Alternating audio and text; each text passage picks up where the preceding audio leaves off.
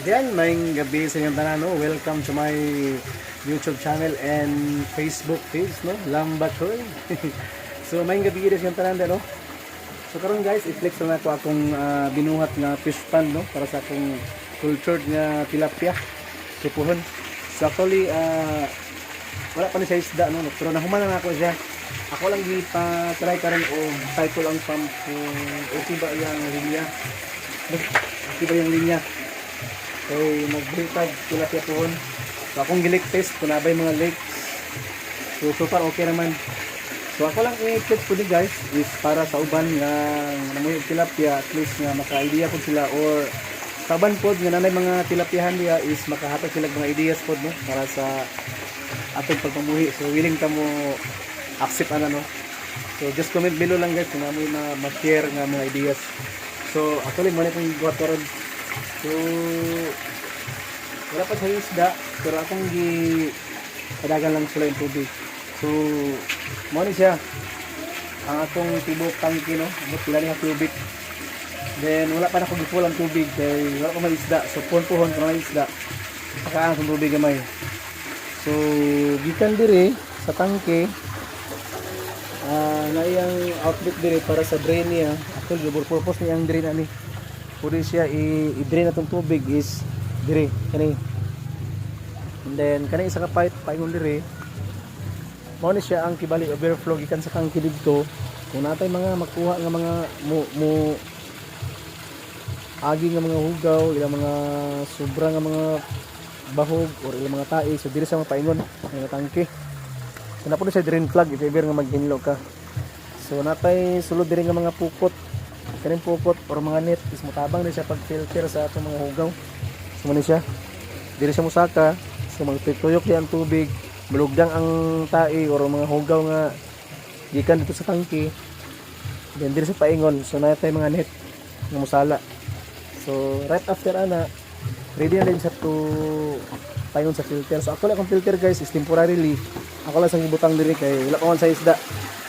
Para mag-try kung okay ba itong filtration, okay ba itong cycle sa tubig, no? So punpun kung ano tayo isda, so, ako na siyang ibalhin diri ang filter o ang iyang pump, ang pump. So muna iyang kuan agianan nga tubig pa ingon diri sa atong filter. So muna ang first filter and then second filter. Ang iyang component ani guys sa iyang filter na siya mga crush sand, na siya'y cool, na siya'y HO filter, at same time na siya'y pupot, balik na po sa krasan. So, na siya'y compartment. So, the same process po sa pikas. So, parehara gihapon, no? So, ang purpose tayo guys, kung tayo cool or uling, to prevent ang baho bitaw. Sorry naman, ang tayo feeds. So, ang feeds mong good is mag-create na siya baho, yung mga residue, lagi na siya, yung tae. So, at least nga, makatabang siyang uling nga musala sa baho. Then mo na itong ano, so wala na akong ipakita sa inyo kung sa pagbuhat, but mo na siya ang yang component sa sulod. Di na siya drain plug po dire if ever maghinlo ka. Dali na to sa i-drain dire. Mo na siya mga drain plug, nasa drain plug. Individual sila nasa drain plug. And then mo na siya sulod. Ano siya ang sulod mo? So muna yan sa seka na ito nga filter, then dito na yung overflow na yun, dito na din buga, dito na hagbong, no? So muna siya. So balik-balik ko na siya guys ang atong sagaw sa tubig. So again sa mga tilapiahan di mga small backyard, yung mga cultured dito, mga farming di. So kasi na mo yung mga fingerlings na baligya diha, mapalit dahil ko din ako location is naras Cagayan de Oro. Ako sa Pugman, Cagayan de Oro, no? So, ako sa bukid, sa Malasag. So, mapalit ko guys, para lang ani.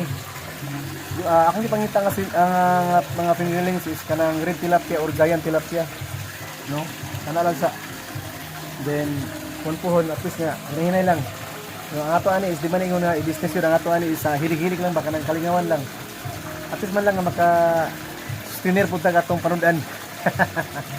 Sa kamahal po sa kamaliton karon, di ba? So, mo na kinapod akong passion guys, maghilig og mga buy-buy at wala na ko yung mga pato, pabo, manok, ang sabadiha. So, ako pa tabang po in terms sa atong patanuran kay naka spinner ba, no? So muna akong tilapia. Again guys, ako lang po na-flex dahil sa akong kuan alimango. Gindangan lang ako ng alimango kay atong first na kong try is failure ko kay wala na ako na-anticipate ang akong gibuhat. Walang kong filter, isa akong nabuhat. So nag-create akong tubig o taas nga ammonia. So nangaluya akong alimango, hilo sila. So again, nagtanaw ko sa DIY, din na ito nag-share sa kuha ng mga suggestions na mo nang buhaton. So ako sang YouTube, ako sang gi-modify. So nagdugang ko isa ka filter. At the same time, ang kuan din po ang salinity sa tubig, importante kayo. Ayang kaparat o biyang katabaang, no? Kay dili mo guni paras tilapia nga dili nga fresh water siya.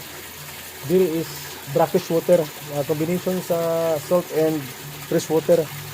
So mas masilan kasi siya. Mas sensitive kayo ang alimango. Try lang yung dani basin na mo kuan mo okay. No, so each crabs nasa individual po nga mga balay. Individual nga mga palanggana.